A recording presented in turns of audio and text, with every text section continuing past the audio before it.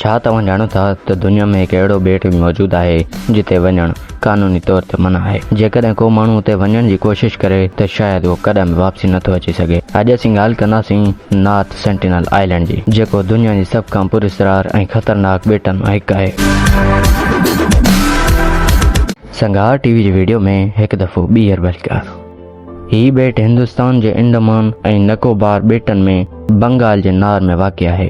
उहो ॾिसण में त आम साओ ॿेट नज़र अचे थो, पर हिते रहंदड़ माण्हू दुनिया जे ॿियनि इंसाननि खां मुकमल तौर ते अलॻि आहिनि। हिते सेंटिनल्स नाले हिकु क़बीलो रहंदो आहे।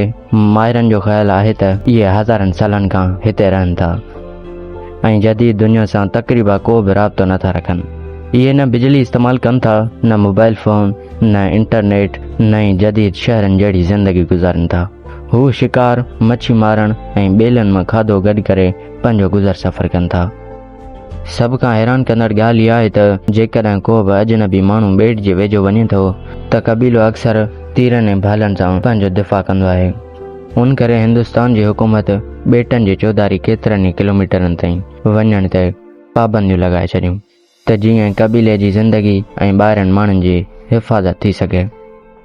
2086 में 2 मछेरा ग़लती सां ॿेट जे वेझो वञी पहुता, जिते क़बीलनि हमलो कयो ऐं उहे ॿई मारिजी विया। 2018 में हिकु अमेरिकन शख़्स जॉन एलन चाओ क़बीले सां राब्तो करण जी कोशिश कई, पर उहो बि वापसी न अची सघियो।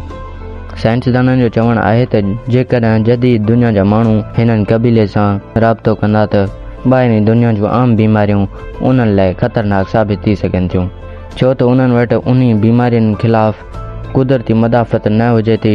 उन करे हुकूमत ऐं माहिर चवनि था त उन्हनि खे पंहिंजे तरीक़े सां ज़िंदगी गुज़ारण ॾिनी वञे। अॼु बि नॉर्थ सेंटिनल आइलैंड दुनिया जी सभ खां पुरस्रार जॻहनि मां हिकु आहे। असांखे उन माण्हुनि जी ज़िंदगी बाबति तमामु थोरी ॼाण आहे ऐं शायदि इहो ई सबबु आहे जो हिन ॿेट जा राज़ अॼु बि दुनिया लाइ हिकु मामूल बणियल आहिनि। जेकॾहिं तव्हांखे हीअ मुंहिंजी वीडियो पसंदि आई हुजे त लाइक करियो ऐं शेयर करियो ऐं अहिड़ी तारीख़ी ऐं साइंसी दिलचस्पी वीडियो ॾिसण लाइ हिन संगार टीवी खे सब्सक्राइब करणु न विसारिजो। अल्लाह हाफ़िज़।